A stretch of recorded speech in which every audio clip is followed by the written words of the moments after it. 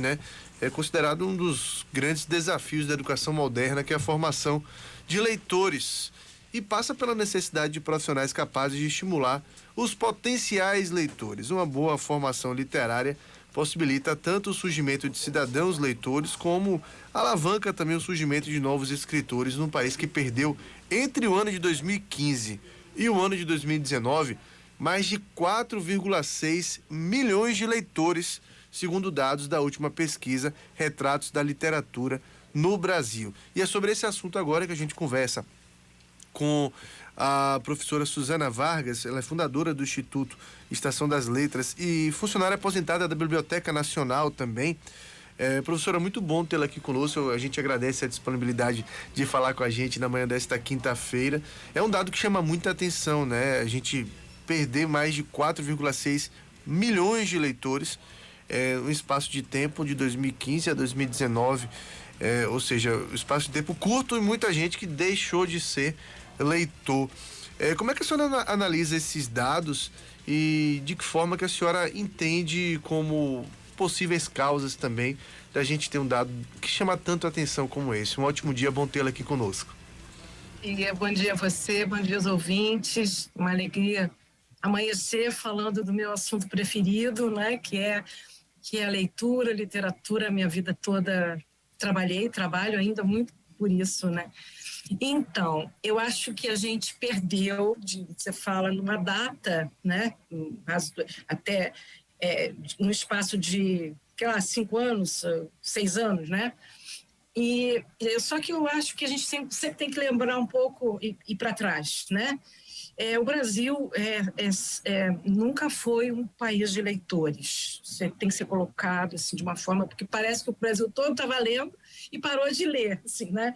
E não é verdade, né? Sempre tivemos um déficit nessa área. Nós temos, vou falar uma coisa que todo mundo que vem aqui falar sobre leitura deve falar, que é sobre a quantidade de analfabetos funcionais, que sempre tivemos, né? Pessoas que aprenderam a ler, mas que não se tornaram leitores, assim, né? Leitores, que eu digo, ler não seria assim só ler uma placa da rua, né? Entender juntar sílabas, né? Então, os analfabetos funcionais, eles são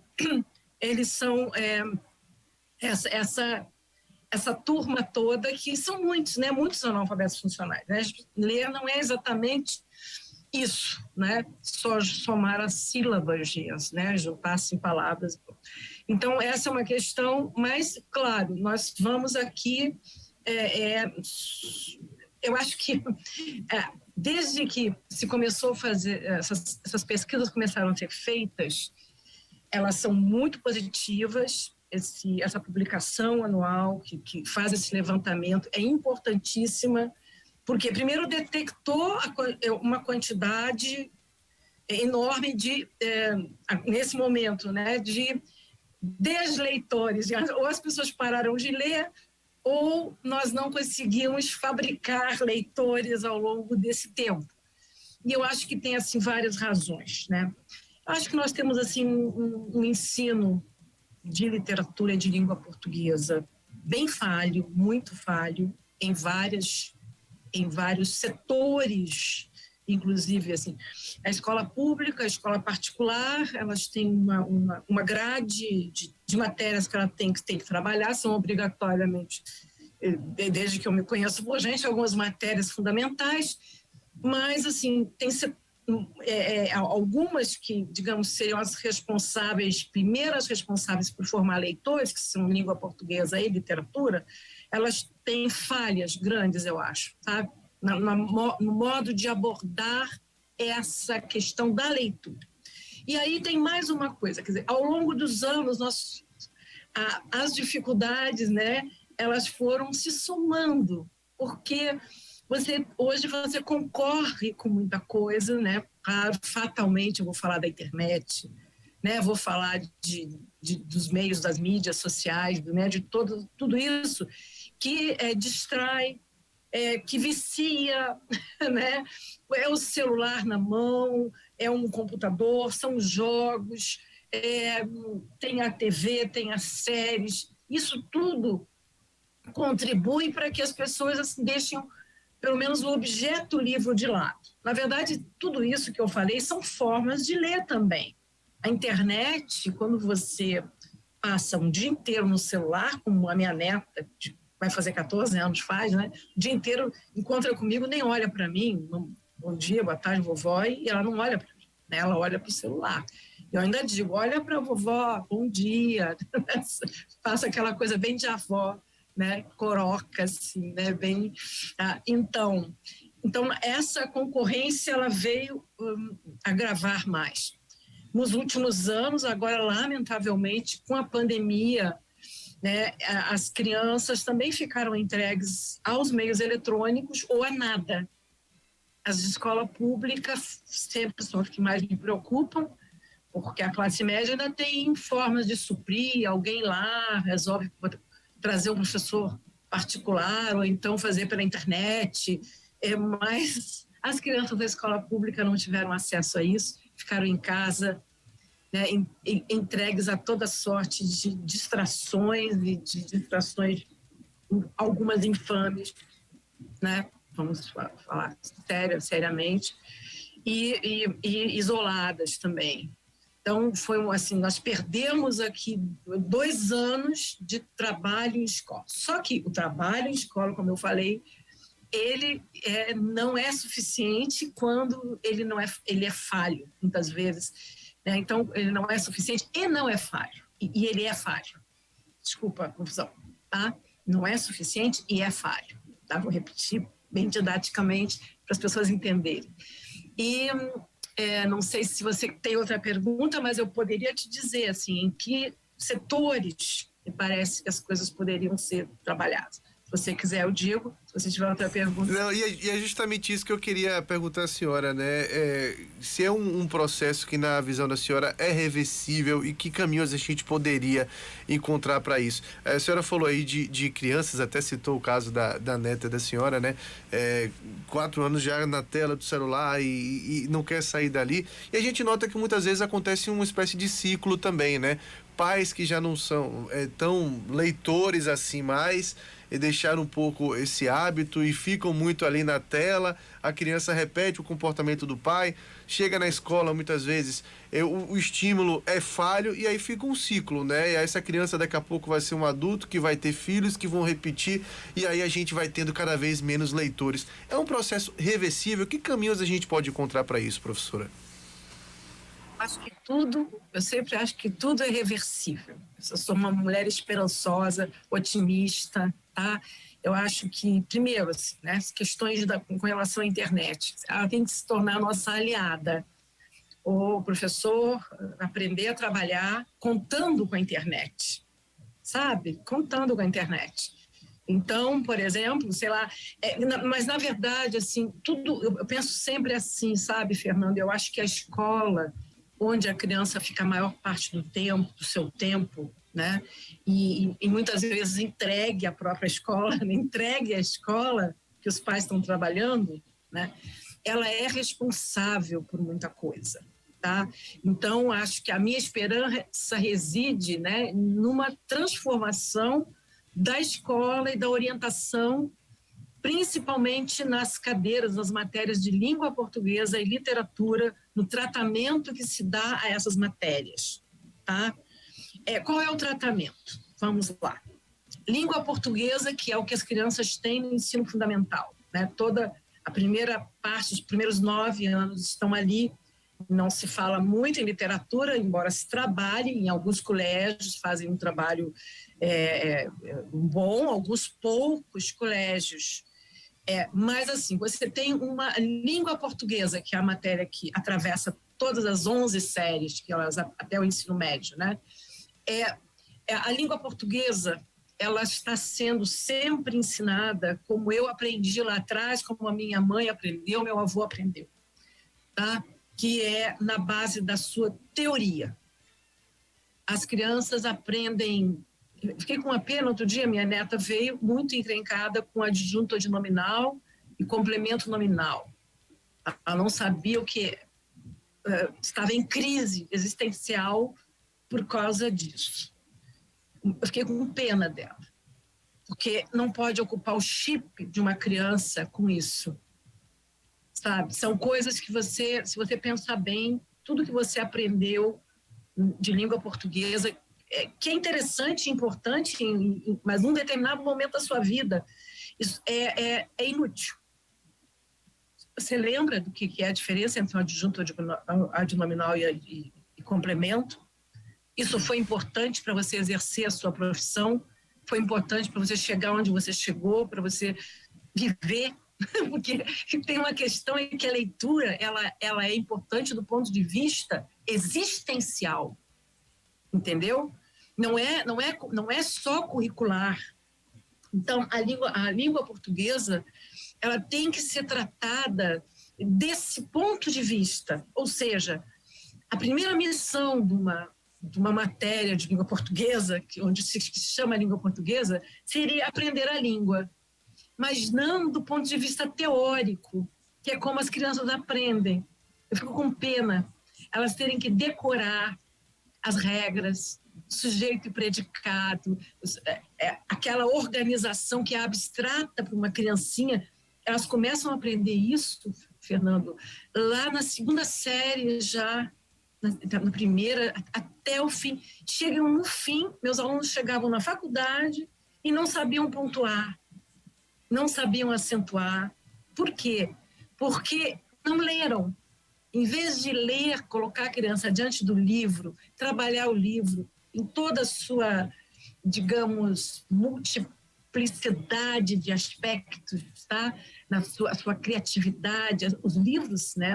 A literatura é muito rica. A literatura infantil brasileira, juvenil, adulta, nós temos uma riqueza muito grande, né, a explorar. E você trabalhar questões de sintaxe, de gramática que são inúteis. Eu não estou negando a importância. Eu acho importante você saber que Maria é sujeito de foi à feira. Mas eu queria saber quanto custou a feira da Maria. O que ela foi fazer na feira, o que encontrou lá, o que ela sentiu, como é que ela percebeu o mundo da feira, que é um outro mundo diferente da farmácia, da sua própria casa. São essas questões que vão enriquecer. E, ao mesmo tempo, quando ela lê um livro, né, veja só, estou colocando a gramática de um lado e a leitura de outro. Tá? Quando você lê um livro, você aprende naturalmente a pontuar, a acentuar, você aprende os lugares, intuitivamente você aprende tudo isso. E aí a matéria de língua portuguesa fica presa a adjetivos, isso você, quando a pessoa está mais madura, chega lá no ensino médio, na 8ª série, um dia você passa uma manhã inteira e mostra assim, olha, isso aqui é sujeito, isso é predicado, aqui tem o adjetivo. Isso aí você não precisa de muito tempo, não precisa de muitas horas. É muito fácil, depois que ela já conhece o código através da leitura. Você conhece o código linguístico lendo. Então, só então você vai conseguir perceber que tem uma organização aquilo. A organização da nossa língua é a sintaxe e é a gramática. Mas isso não precisa ocupar tanto tempo com isso. Então, esse é o meu pensamento que me guiou a vida toda como professora de literatura e de língua portuguesa, né, mas mais de literatura, claro. Pois é, mais uma vez falando de ciclos, professor, eu falei do ciclo do pai que já não é mais tão leitor e gera uma criança também que não é mais tão leitor, a escola muitas vezes não ajuda e aí pronto, a gente não tem aquele leitor da próxima geração. E isso, obviamente, também reflete na geração de escritores, né? A gente, claro, um jovem que não se interessa muito por leitura, dificilmente vai se interessar também por escrever. Afinal de contas não faz parte daquele universo dele no momento. Tocando nesse ponto de escritores, né? Como é que a senhora vê o cenário atualmente? Mais uma vez vou falar sobre ser reversível nessa questão também, né? De, através da leitura, a gente também estimular possíveis novos escritores. Mas como é que a senhora, de modo geral, enxerga o cenário atual em relação às novas gerações de escritores? A sua pergunta é maravilhosa, ela é perfeita, porque tem a ver com a leitura. Né? Veja só, as pessoas precisam escrever. Todo mundo, não é só o escritor, assim, o cara que faz literatura, que quer escrever um livro. Tá? Nós temos, por exemplo, professores que não escrevem, que não foram incitados e estimulados a escrever. Os professores precisam escrever, porque escrever faz parte, é uma das tantas formas a gente ler e reler o mundo. Escrever é isso, é você expressar com as suas palavras, com o seu vocabulário, com a sua visão, expressar o mundo que você vive. Tá? Isso é escrever. E isso é importante para todos, não só para quem escreve livros. Agora, vamos ao setor de livros, né? Porque eu trabalho também muito com isso. Né? Tenho lá o Instituto Estação das Letras, que trabalha com justamente formação. Nós estamos agora lançando, depois nós vamos falar melhor, talvez, né, no final, não sei, sobre as formações, né, literárias que a gente está lançando esse ano. Mas, assim, nós, muitas vezes, o Instituto tem 27 anos, Fernando, tá? Trabalhamos com oficinas, somos um pouco pioneiros na questão das oficinas de criação literária no Brasil, tá? O Instituto trabalha com isso e com leitura. Desde que eu fundei, que eu criei o Instituto, e foi porque... Eu criei porque eu sou professora e também sou escritora, né? Tá? Eu percebi que as pessoas chegam lá na Estação das Letras, querendo ser escritores, mas sem ler. Tá? E se existe uma atividade fundamental para você ser um bom escritor, que todo mundo almeja ser um bom escritor, né? Um escritor razoável, ninguém precisa ser best-seller, né? É ler. Você quer ser romancista? Leia romances. Você quer escrever poemas? Tem que ler poetas, tem que ler, porque a leitura ela vai dar fôlego à escrita, né? Ela vai dar percepção de mundo, vai alargar que nem dizia o Rimbaud, changer la vie, ela muda a sua perspectiva do mundo. Né? E um escritor, uma pessoa que quer escrever um livro, você quer escrever um livro porque você tem algo a dizer, tem alguma coisa nova para dizer. Agora, o novo, ele não nasce do nada, não é uma ideia na cabeça e uma caneta na mão, imitando o Glauber Rocha, né? Que falava que cinema era uma ideia na cabeça e uma câmera. Escrever, eu não penso que seja só uma ideia na cabeça e a escrita, não. Eu acho que muitas vezes a pessoa faz, um poeta faz uma rima, faz uma rima, uma quadrinha, mas aquilo não transforma ele exatamente num escritor. Né? Escrever demanda outras, como é que eu vou dizer, outras qualidades, tá? Outros modos de você, digamos, se atualizar, né? E também um conhecimento, não só daquilo que você quer escrever, daquele gênero, de gêneros literários como um todo, né? E acho sim, mas eu acho que nós temos ao contrário. Eu acho que a gente tem bastante gente escrevendo.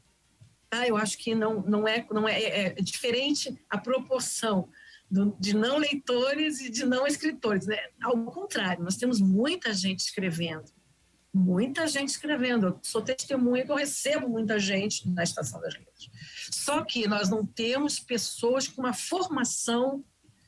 Porque justamente eu recebo muita gente boa também vai para lá, que foram premiados, muitos alunos ao longo desses anos, prêmio Jabuti, todos os prêmios literários, assim, alguns prêmios internacionais a gente tem alunos orgulhosos, mas uma grande parte chega muito sem entender o universo literário, o que é um livro, sabe?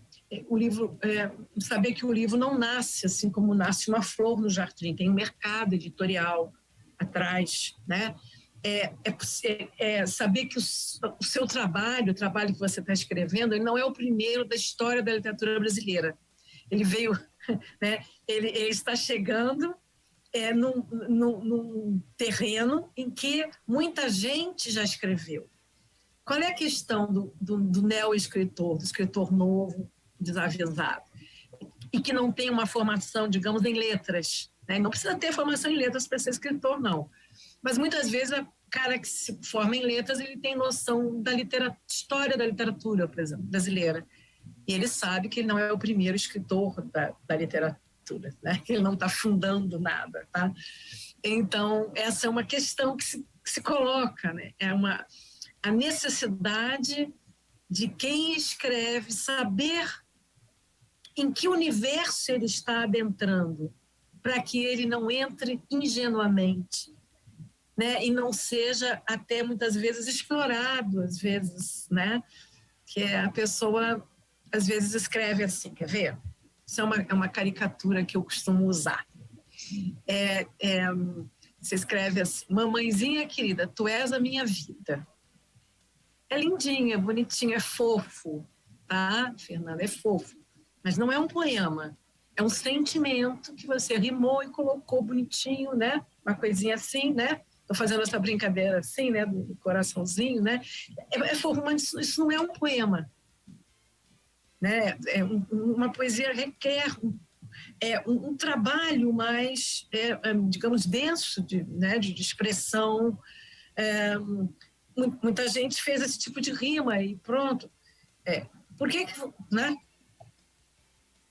Então, assim, tem esse dado. Acho que a quantidade de escritores é grande, mas tem uma grande parte ainda nesse nível da desinformação, tá? E que precisa, sim, ter uma percepção melhor, seja através da leitura, importantíssimo, muito melhor do que fazer qualquer curso, é ler. Quando chegam lá na minha aula, que eu dou oficina de poesia lá, né? E há também de gêneros, e também trabalho com muitas, é sempre literatura, né? E eu digo para eles assim: olha, a oficina não vai dar a você o que você procura. Ela vai dar informação, vai ajudar você a perceber melhor o universo, mas a leitura é que vai dar a você tudo, ou 90% daquilo que você precisa para se tornar um escritor. Professora Suzana Vargas, eu quero agradecer muito a disponibilidade de falar com a gente. É um assunto muito importante, né, da gente falar, da gente debater, da gente buscar caminhos e ouvir pessoas que são da área, né, como a senhora com o Instituto Estação das Letras, que já presta esse serviço muito importante também, né, na própria formação desses escritores e pessoas que pretendem, né, de alguma forma também atuar com a literatura. E a gente agradece muito, né, a disponibilidade de falar com a gente. A gente espera que esse quadro seja o mais rápido possível revertido, que a gente vá tendo mais leitores e que a gente tenha de fato a escrita, o livro não vai acabar, né? Eu só espero que não seja uma tribo cada vez menor, que essa tribo seja cada vez maior, com toda certeza, pro bem pro bem intelectual do nosso país, sem dúvida alguma. Forte abraço para a senhora, um prazer muito grande conversar com a senhora. Obrigada a você, aos ouvintes, e dizer que, quer dizer, as formações literárias que nós estamos lançando agora, elas estão tentando preencher essas lacunas que a gente tem, formação literária para escritores e a formação de mediadores de leitura, que é dirigida a professores e pessoas que trabalham com mediação mesmo. Obrigada a vocês, um bom dia. Valeu,